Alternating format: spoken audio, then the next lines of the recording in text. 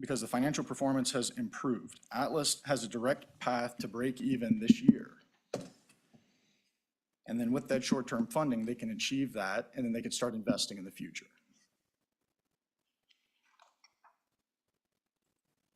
I'm sorry, was there a question? Switch. Oh, sorry. And the last thing that I'll say is that, my firm, we've never built our reputation and would have never been able to raise any capital and invest if we had no credibility and if we didn't do what we said we do. And also if our companies didn't work out, right? So we're not in the business of making bad investments, right? That's not what we do. And so one of the things that I'm really interested in here is that there's a peer in our industry, in this industry that was acquired within the last couple of years for about 50 times EBITDA, right? Which is an insane multiple, right? It was less than that on a revenue basis, right? This company in particular had very, very low margins by comparison of what Atlas can do, and that's because of the technological advantages that it has. Those advantages which could have only been realized with the support of the state as we transition from R&D to commercialization. So thank you guys for, thank you very much for that. But I think that's the end of. Yep. Thank you, Mr. Callis. Thank you. Oh, I'm sorry about that. Question from the secretary. Mr. Secretary. Well,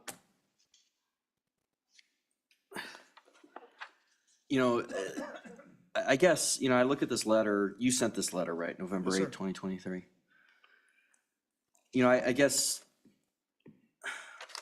if it's such a good business and you think in the long term it's such a good business, why is the investment contingent upon the state, making all these modifications? Thank you for your question. It's an excellent question. So a lot of it has to do with the breathing room and the certainty, right? So as of right now, there is a lot of uncertainty, and making modifications are very critical to ensuring more certainty for my investors, right? Because I have to go ultimately and I have to get people to kick in their money, right? And so it's going to be hard to convince people to invest if there's this big overhang with a lot of uncertainty around it. That's why we need a little bit more clarity, a little bit more certainty, and having a pathway to where the company can achieve its short-term goals so we can focus on the long term.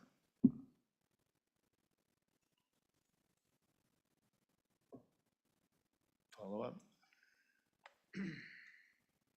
Okay. Thank you. Mr. Chairman, a quick question. Madam Auditor. Thank you for being here. Welcome to Wyoming. Thank you. Your letter, again, back to that, I just want to make sure I'm not interpreting this right.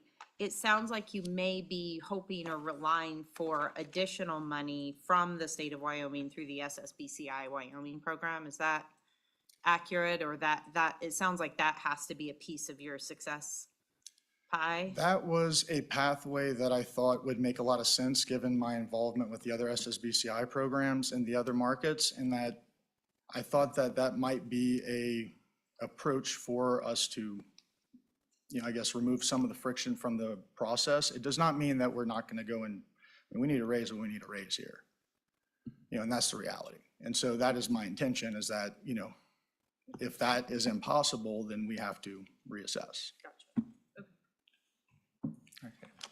Thank you. Thank you, Mr. Callis. Chairman, fellow Slib board members, Tony Bell, CPA out of Gillette, Wyoming. I serve as Atlas Carbon's outsourced CFO. Thank you for having us today. We appreciate your partnership in the past through Atlas Carbon's research and development stage and our fully commercialization 2 years ago, and hopefully on to the exciting future that Atlas Carbon has. We've provided you, and that's my work in the financial section. It's my job to independently review the financials for Atlas and provide you with the results of the company. And they're historical results. They tell a story, but they don't tell a story of our future at Atlas. You talk about margins and our costs, and as we've made improvements, it's probably not what you'd think are really good numbers, right? But one of our issues is the scalability of our current plant. And when you can only produce so much product and so much product with fixed costs, scalability or being able to multiply how much we can produce and how much we can sell will ultimately reduce our costs significantly and obviously increase cash flow, increase EBITDA, and our investors and our loan service providers are happy. With that, a new plant is really our solution. As a Wyoming citizen who understands the future of coal and the diversification that's necessary, Atlas is currently producing coal products, currently exporting coal products from Wyoming to other states in our nation. And they're doing that today. So we would appreciate your continued support and your continued partnership for Atlas Carbon. And I'd stand for questions. Thank you. Mr. Treasurer. I'm looking at your pro forma summary, where you go from, in 23, you get total income of just short of 12, 24, you're in the mid 22 million to 23 million. In 25, you're 33 million plus. Just, you know, those are, I guess those are fairly aggressive, benchmarks to put. Can you kind of summarize that? And I know that, you know, you've, in the last couple of years, you went from basically 5 to 10, you know, but I'm just wondering, how are you expecting to actually get that kind of a pro forma? And then is that actually, it looks like you're going to have gross profit here, but you say you've got it in 23, but I don't think I saw anything in 23 whether or not you actually are going to have gross profits, because here it says they're going to be somewhere around 2.6 million. And I'm just wondering, are you going to get anywhere close to having in the near term in 23, anything close to that? I apologize, but are you looking at the financial I'm statements? looking at page 35. It's pro forma, and I think that it was under Tony Bell, CPA, Chief Financial Officer. And that's where I see it in this report from, that was from Company Information, Atlas Carbon from Hal. But it's under, are you Tony? I'm Tony Bell, but I don't have what you have, and Oh, I'm not sure I know where that. Yeah, go ahead all and of share that. that. It's a couple pages back there, Melissa. And when was this provided? This was provided in August. This was one of the ones that we did. Talking to other private equity. Mr. Chairman, with your permission, if I can clear up something. Sure. Okay. Please. The CIM and PPM is what we provide to private equity firm for their getting their attraction toward investing. This was done in sometime in 2023, March and August of 2023. So just want to make sure I clear that up. This is a CIM, and the number and information that is in here is what has been put in here is correct. So go ahead. That was the performer that was developed last spring, but I'm just trying to find out how close you were on the performance numbers as to, 2023, unless you've got a year end of July or June or something. Yeah, assuming so you're in- 2023 pro forma was based on the current needs and bids of our customers. And unfortunately, when we have bids for our customers, right, you might get $1 million bid based on their needs. So it's not a take or pay, meaning it's a guaranteed sell. So if they have $1 million bid and they want to fill $1 million, it's not guaranteed. So what could potentially happen is the weather changes, right? So if the weather is cold, you don't need certain products to keep algae from growing, right?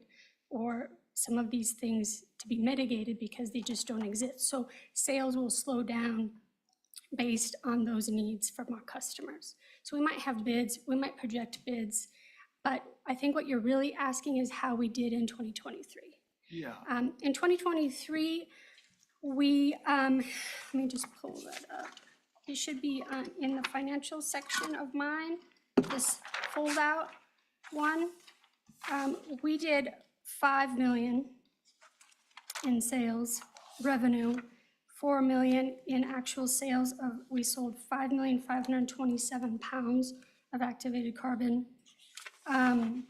We produced 6,000,007 for future contracts, expectations. So our gross profit margin was a negative 0.2. And the reasons for that is just what I said. When you have a plant that produces and you don't get that need or that order fulfillment, right? Your fixed costs, like, so if you look at that fold out, you can kind of see, like, if we produce 300,000 pounds, our cost per pound is $1.32. If we produce over 700,000 pounds, our costs go to 70 cents. And built into that cost amount is a depreciation of 13 cents. So we have a non-cash component in that. For financial services, we have to include depreciation. But what I'm trying to say is that right now we're limited on what we can produce at the current plant we have, and being with all those fixed costs, being able to get to the next step. So that the new plant, we keep calling the new plant, and we've performed financial statements forward on a new plant. But again, right, like, we don't want to provide false expectations like what you got in August. We want to be real, right? And so time will tell that story. As if we decide to start this plant and we have the equity to start the plant, investors to move forward to the plant, we will move forward with that strategic plan and say, we can come back to you and say, yes, we really truly believe that, and we've done some pro formas, that our sales price will go to $1, $2 on GAC. We might have a 53-cent cost. So we're at 50% gross profit margin then, right? But we have to have these steps in place to make the plant smarter, more efficient. I mean, we started Atlas with a pilot plant, right? And we've been putting in money into it, but it's really not getting us to where we need to be. So we're just asking for some time. I know, 2 more years to try to get us to that next level so that we can really push the button on this. And the performers look great. Obviously, the investment companies like the performers that we have. I think the sky's the limit if we can get this new plant built. I don't know whether you're the right person or not, or it might be Wood. Is Wood coming up next? Yes, sir. Yep. Yes, Mr. Treasurer.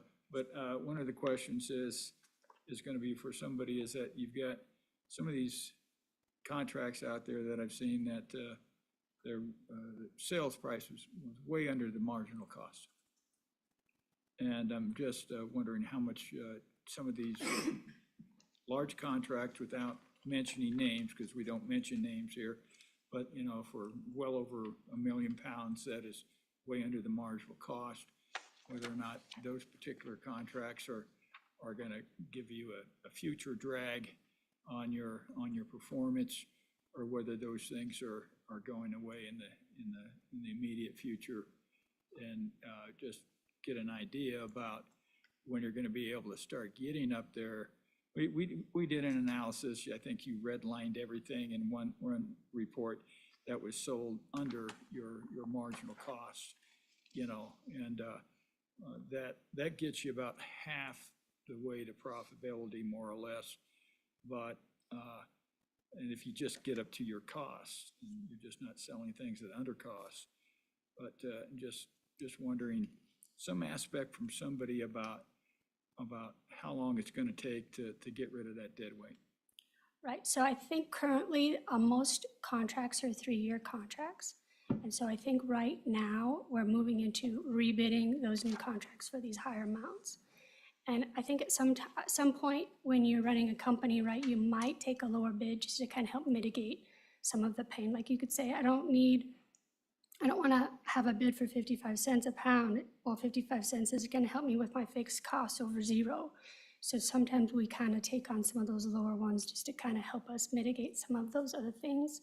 But I do know that the sales team, and I apologize, the sales team's not here, but they are working on redoing all those bids. Obviously, we've increased our sales price. Our average is now 92 cents with Some of shipping, these, so, these low, Yeah. low so right now we're going into costs bid might season. have 2 more years left on them. Right. Okay. Do you have anything? Okay. With your permission? Sure. So, Mr. Treasurer, you always put your finger on a right question, so let me see if I can peel that onion a little bit. When you look at our numbers, the 10 million pound worth of contract, you got to include the shipping and handling. We have a pretty good margin on the shipping and handling, which helps us a lot. Another thing is the fact that each product have its own pricing. For us, the best price is brominated. It's got a higher margin. Is water, got a higher margin. Pure mercury, the pack, to the coal fire plant is the lowest margin. Atlas from 23 to 22, we went from 22, 84 cents a pound delivered to 93 cents a pound delivered, improvement. And we right side up our EBITDA by 19% better than 2022. So one of the things that we try to do is we have created a system that if our baseline of all of our contract, the average is, let's say, 85 cents delivered.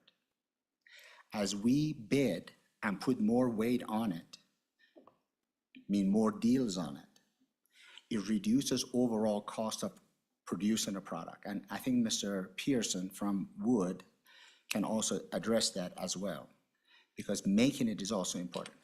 But permit me to share with you that 2023, our sales was down 2.8%. Our industry sales was down 11%. So some of the big guys are absolutely dropping their prices like a stone. They are really dropping their prices. We cannot compete with that, nor we want to. But at the same time, what we try to do is we try to add another 10 million pound worth of contract on the top.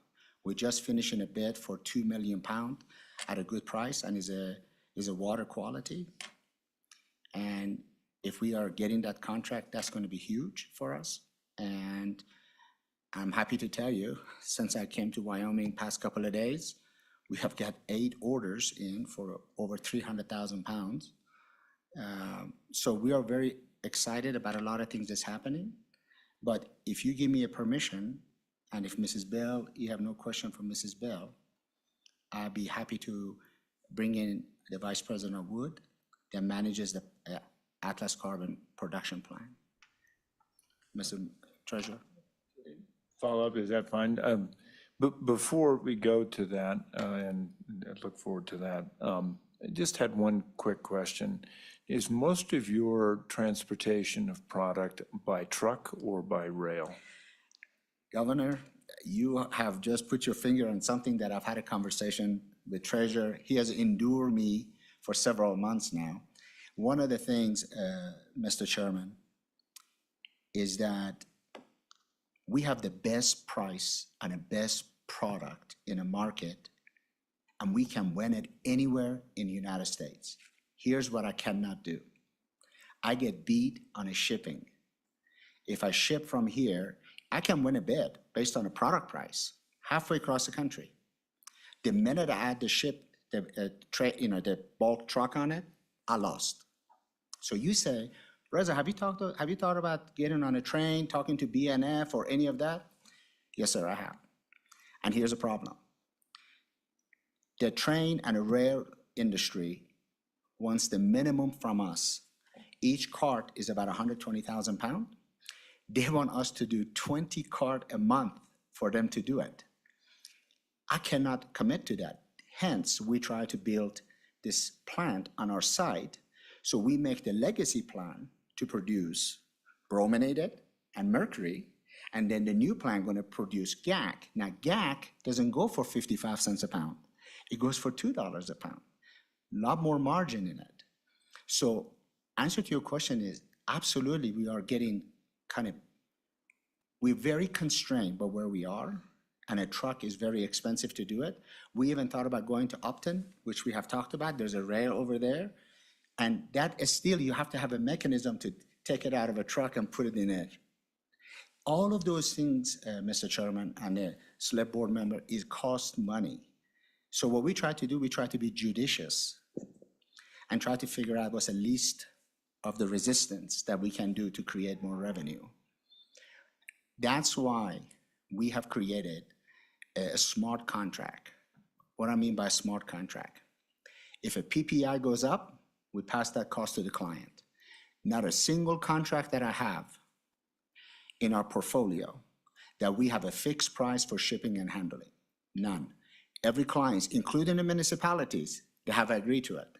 That was a tough negotiation because they like to be consistent, but there's no other way around it because a diesel is very unpredictable.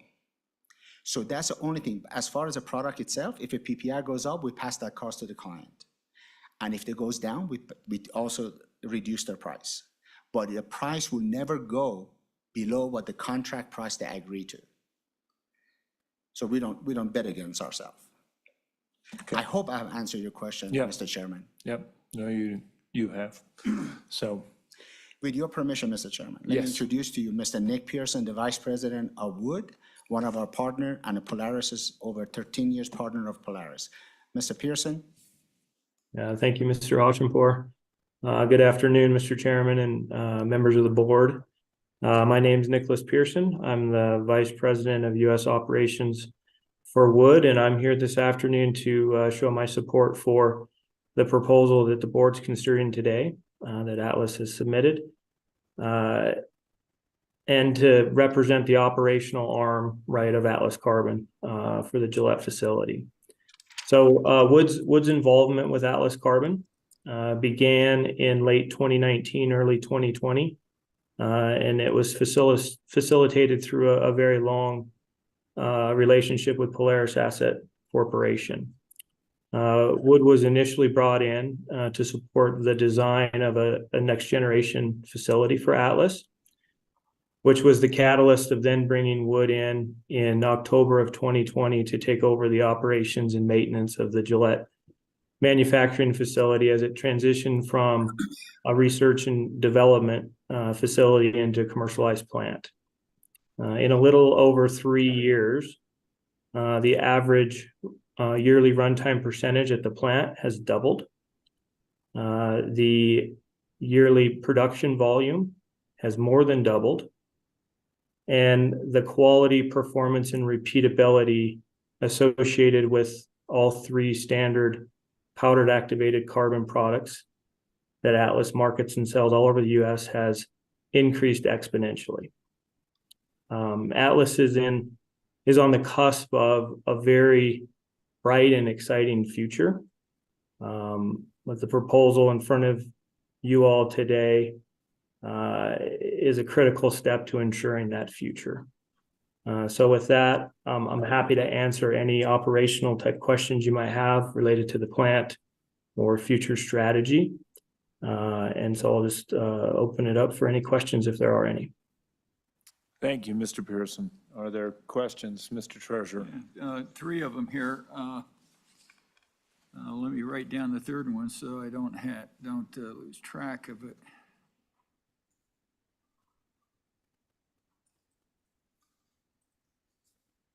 Okay, one is, I guess we have found out that the engineering plans are already, I guess, Atlas has already acquired engineering plans for a GAC plant. Is that correct? And are those from Wood? Yeah, Wood has worked through an FEL 1 and 2 exercise. So, you know, if and when Atlas moves forward with a new plant, there would be, you know, finalized engineering plan with issued for construction drawing. So the answer is yeah, they're partly there, part way. So what's the added cost on the rest of the engineering? Uh, Ballpark, I can't answer that one for you. I think it will likely depend on the final volume that Atlas lands on and what the mixture of granulated to powder component looks like, and if they plan to utilize a company like Wood to finalize the package or use somebody else. So I can't answer that for you, Mr. Treasurer. Yeah, well, that's unfortunate. Now, we heard that GAC will sell for $2 a pound, and I'm assuming that's is that FOB or delivered? That's FOB. That would, yeah, So I would say can it's, you tell me, in your expert opinion, with a plant that would produce, you're looking at 20 million pound production, 20 million pound production? What would- 23, yeah. 23? What would be the cost of production on per pound on GAC based on today's prices? And this is your expert opinion. You're the only expert that we really shop at. I'll attempt to answer your question. I haven't looked at it, but I would tell you this. Strategically, right, there's a tremendous amount of synergies that exist with a new facility on the existing property of Atlas. So it will allow us to take advantage of existing infrastructure that could co-support the legacy plant and the new plant. From an OpEx perspective, there's also a massive synergy related to the resource required to operate both facilities. The current facility, as it sits at Atlas today, was built around existing infrastructure that came with the property, right? It used to be a coal mine, and so they utilize the bones of that, which has created a tremendous amount of inefficiencies to how we operate today. A new facility would be much more condensed and modularized, which would be much easier for us to operate. And so there's a large synergy that drives overall operating costs down because it will not require a 1-for-1 headcount add to operate that facility, along with newer technology, which is much more automated. So I don't know what the number is. I don't want to throw it out because I haven't done the math, but I can tell you from a base cost of operations perspective, there's a lot of efficiency in the utilities we would use, and from a resourcing perspective, there's a tremendous amount of cost savings that could be spread across both plants. Well, Mr. Chairman, I'm going to try to get an answer here. PAC has been somewhere around that 84 cents on cost, and would you say that GAC is going to be with a new plant? And I'm not talking about amortization or anything. I'm just talking about the consumable cost. What it's going to be less than 84 cents, I would hope. I would think so. Yes. I would say when you look at PAC, right, and again, it's a volume discussion. If you look at today's numbers for Atlas, right, we produce, shy of 7 million pounds in 2023, just shy. A lot of that's driven by the portfolio of contracts that Atlas has, right, which are a mixture of mercury removal and water contracts. And so as they bring more certainty into the volumes associated with those contracts with take or pay type strategies, it'll allow us to be smarter about how we produce, right, in a way where we can maximize long-term storage, which is more volume, because we know that it can be committed, and that ultimately will drive that 84 cents or whatever the number is down considerably. And so if you sort of push that strategy into a new plant, it's the same philosophy, right? Where you've got smarter contracting strategy, better storage capabilities, allows us to be more campaign minded in the way we produce, which ultimately spreads those fixed costs out over more volume. Now, your engineering plans at the end of the day would be similar to the prototypical pack plant that you had before, where you could actually have a prototypical GAC plant that could be licensed for development in other areas. Yeah, absolutely. Could be fully licensed anywhere you could find the right biomass to turn into either powdered activated carbon or granular. The new plant will have both capabilities. I mean, at a very high level, without getting into a lot of detail, since we're in a public session, we would have a capability of creating a powdered product that we could then agglomerate into a granular product, right? Which gives us the ability to go a lot of directions depending on what the sales pipeline looks like for Atlas. And I'm assuming too that you could probably store more GAC in a silo than you can pack, because there are some different irregularities with pack that limit the size of the silo and the efficiency in storage. So you'd have a little efficiency in pack in storage in GAC over pack. Yeah, I mean we probably can put more pack in a silo, but we would have a better strategy than we have today, right? We're limited in what we can store at the plant today. And so as we look to the future, we have more storage capability, not only in volume, but in allowing us to store longer term than we can today, which gives us a lot of flexibility. Okay. So I don't think I've got anything else there. It's at this point in time. Thank you, Mr. Chairman. Thank you, Mr. Treasurer. Mr. Chairman, Please. Yeah, Ms. I've been requested by my team to share some numbers with you that we've been working on for the new plant and maybe help you answer your question.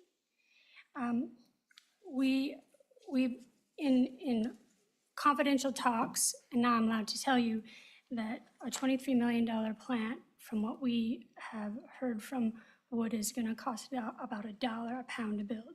So 23 million pounds plant would cost $23 million. I have some performance here that I can share with you. So in my performa, I used an average of $1 using pack and GAC together. So if we projected that in the first year of the plant, we would probably be at 50% occupancy, or not occupancy, capacity.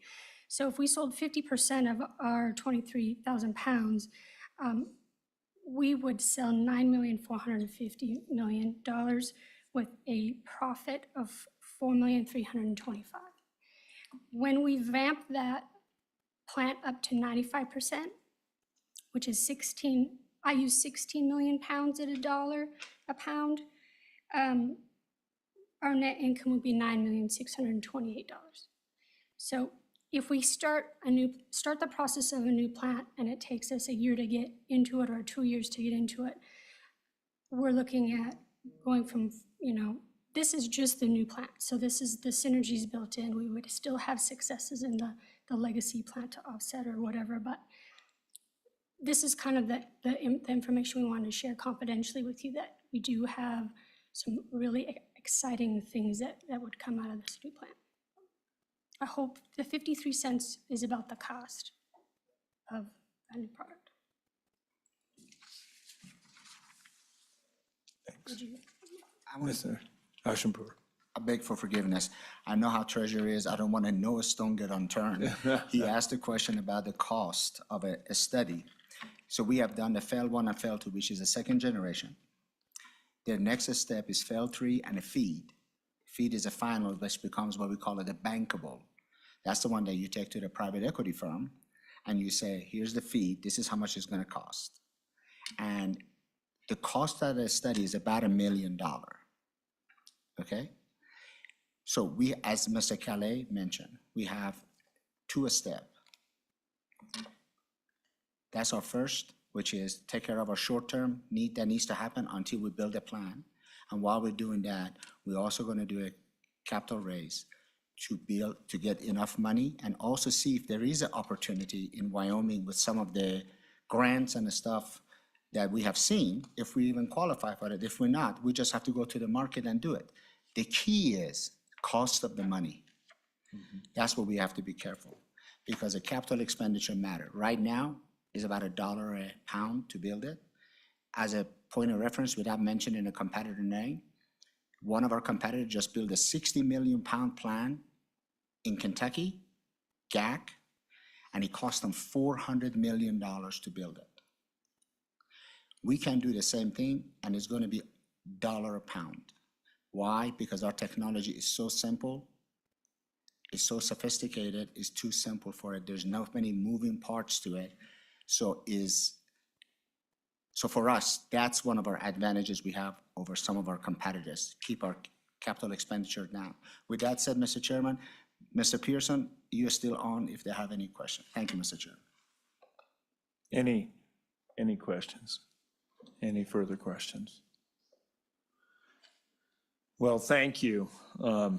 Very good presentation and exciting news. So, thanks. Members of the board, what is your thought at this point?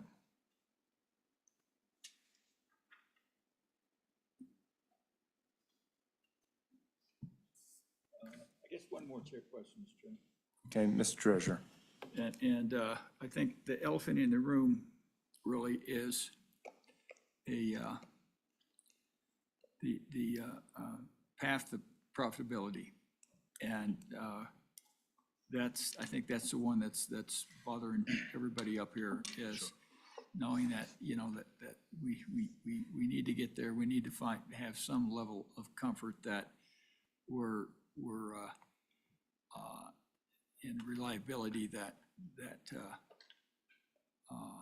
is really based on what you can actually do. And so I really need to go back to some of those underperforming contracts that you have, and the actual, possibility of getting those up to, $1 plus. So you got, at least some, just kind of tell us that as far as if you had to renegotiate and you absolutely had to do it before, you could actually say that you were successful and implement all the ideas and plans that you have, then how can you get to that point to actually qualify for some of these different grants and proceeds, and give us any idea of comfortability and what that glide path in time looks like? I'd be happy to. I think one of the area that we can do, and by the way, we often do renegotiate. I'm happy to report, as I was before you today, I just got a message that we just got another contract we won, and we did not bid low. Why? Because we're the only company that is in constant contact educating our client of what's happening in our industry. Our clients know that the prices have to go up. Atlas Carbon, the natural gas and electricity price has gone up. The cost of everything is going up. What we're trying to do with our client, and that's one of the reasons many municipalities agree to PPI, because that's going to be adjusting their prices, is the fact that they know that they want us to stay in business. So every contract that we are coming up for renewal, Mr. Treasurer, I am negotiating for a higher price. I have to, because my cost is also going up. Cost of doing business is going up. Not just the cost of the chemical prices are going up. I often see on TV, they say the inflation is down. I do not know what they're talking about in my world, but I can assure the board In my world, is not. So we are, only way that we can become profitable, Mr. Treasurer, is two levers. One, I got to put a lot of stuff on the top for as a volume. And number two, whatever trickles down in the bottom, I got to make sure that I streamline in the middle. And there are two levers. You talk about an elephant in the room. There are two levers that the board and manager of Atlas Carbons have, which I report to. Wood and Polaris. That can reduce the cost. The numbers sometimes do lie, because when you look at numbers for wood, for example, those are like $2.5 million, $3 million a year. Well, that's represent 27 employees, includes, we also have, as you already know, we have our chief technology officer is wood, because they know our technology inside out. The second lever is me and my company, and we have several functionality. I'm an outsourced CEO. I'm really typically, we manage 6 companies. We do not, and I do not volunteer to be managed companies. I've done that in my younger years. It's stressful, but Mr. Levy, in a place he is in his life, which has been discussed sometime, and he's still in that life, I had to step in based on his request. In order for that to happen, I had to be the replacement I had to hire for my own company. Plus, it represents 6 other additional personnel that helps Atlas Carbon day to day. So it is those levers, I would say to you, as a matter of transparency, and I think that, Mr. Chairman, you have 2 new members here that do not know us. They both were gracious enough to allow me to talk to them. But I will say this to you today. Treasury Office will tell you, through their general counsel and yourself, we are extremely transparent. If you ask us for a report, we give you 10 more reports, because I can't ask you to get on my plane, so for us to take off, if I don't tell you the good, the bad, and ugly. Mm-hmm. It is not a comfortable feeling for me to stand before you today. It is a very uncomfortable feeling. Why? As a guy that is responsible and accountable to the investors of Atlas Carbon, although you never helped me to anything, I feel responsible to your estate and to the taxpayers. It is very important for Atlas to succeed, because it's easy to pull the lever and say it's not going to succeed. You know, my father died at 96, and he said something to me, Mr. Chairman, I think you would appreciate. He was an industrious man, and he always said to me, if you quit, you're never going to know what's going to happen. And in my life, at 62, I'm a demonstrator of the last minute, somebody greater than me assists me to get to the next step. I would not stand before you, Mr. Chairman, Governor of Wyoming.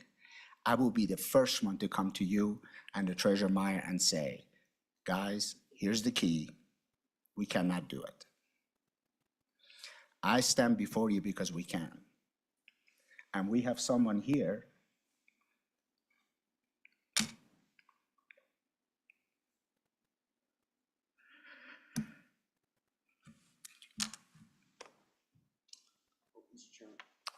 Mr. Secretary. Thank you, Mr. Chairman. And you know, on that note of transparency, I'd like to understand a little bit about the ownership structure of Atlas Carbon. Can you delve into that? I mean, I know you've got a lot of equity out there, but I'm just trying to understand, you know, who's behind this, because we've got a lot of entities and Sure.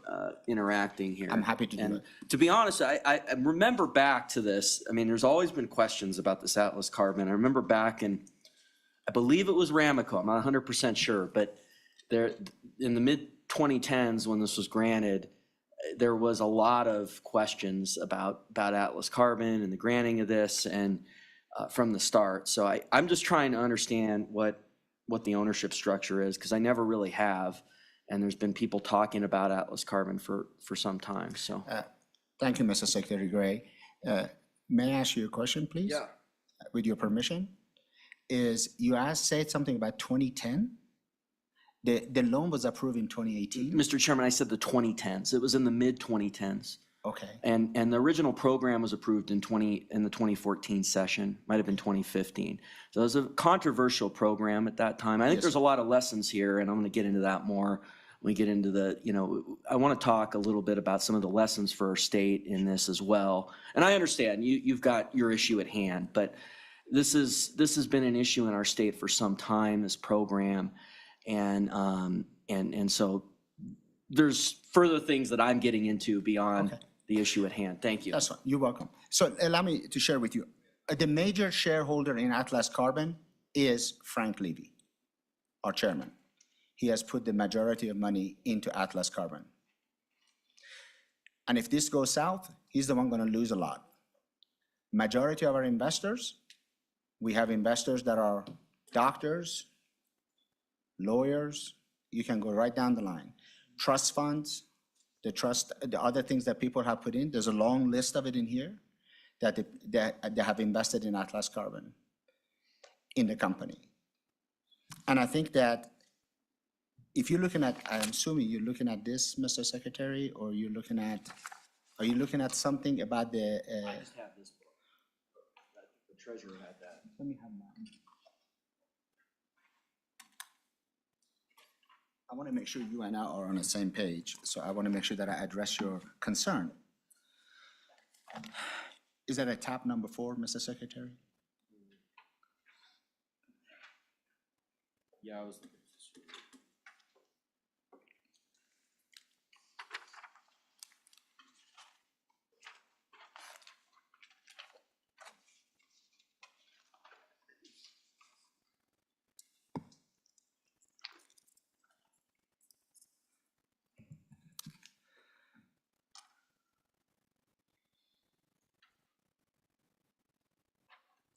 We have provided, I think we have provided through the Treasurer Office, the list of our investors. That has been provided. And answer to your question is all of our investors are either individual investors and variety of a lot of wealthy people has put in the money in. And they all, Mr. Levy sent his regard, Mr. Chairman, and he said to tell the board that not only him, but everybody else is still standing, and they're still doing. They're still doing. And what we try to do here today is to attract, as I shared with you, Mr. Secretary, on a Zoom call, we want to attract capital to come in, to put in, we don't want a Band-Aid anymore. We want to go ahead and get a substantial amount of money to go ahead and do what we need to do. I don't think I've answered your question, No, you did. Thank you. because I want to be respectful of, You did.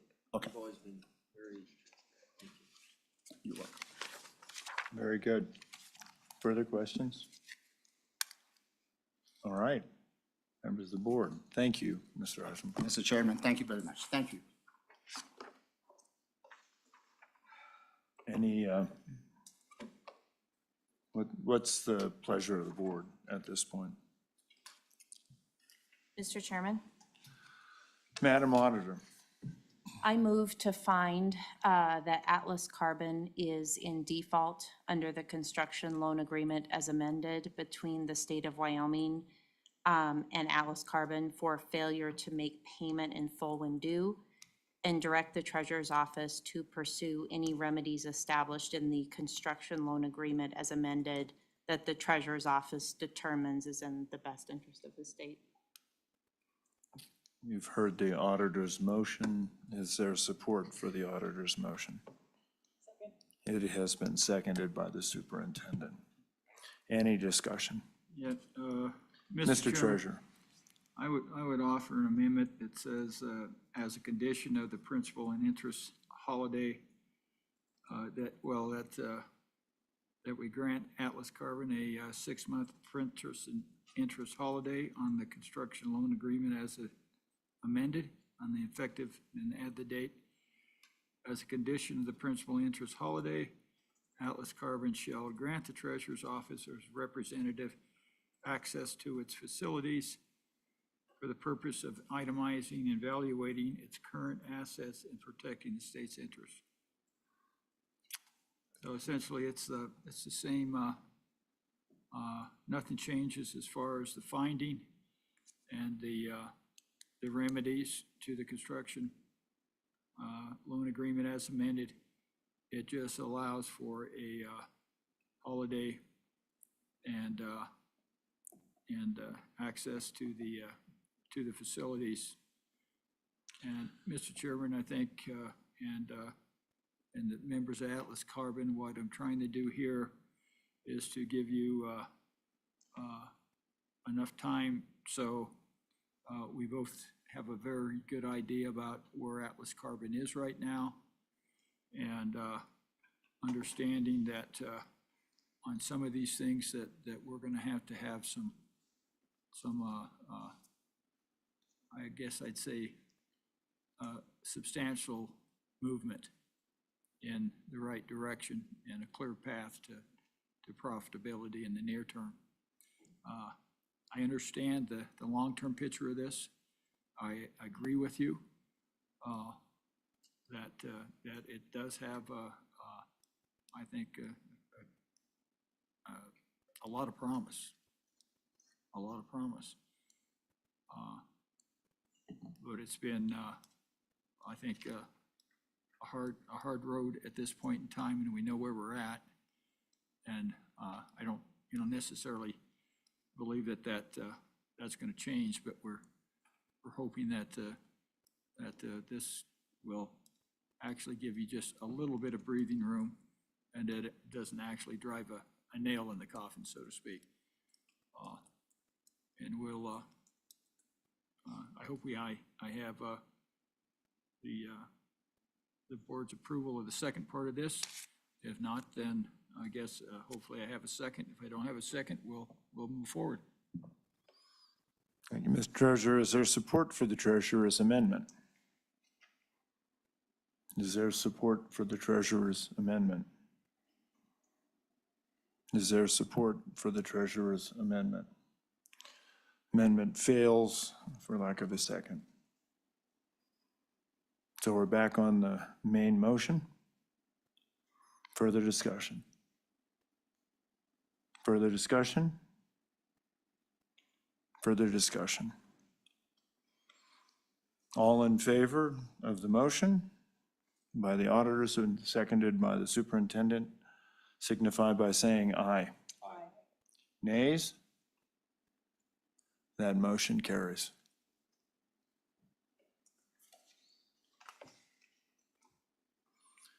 Madam Director. Mr. Chairman, that concludes the agenda items for the State Loan and Investment Board meeting for today. Thank you. Thanks, everyone, for being here. And we got done earlier. Mr. Chair, if the board members could hang around for just a second, we need to get some pictures with Amanda for her last day. Thank you. Very good. And we are not adjourned yet, so I'll entertain a motion to adjourn, and then we can take a picture. It's been moved. Is there a second? Seconded by the superintendent. All in favor signify by saying aye. Aye. We are adjourned except for a picture with Amanda.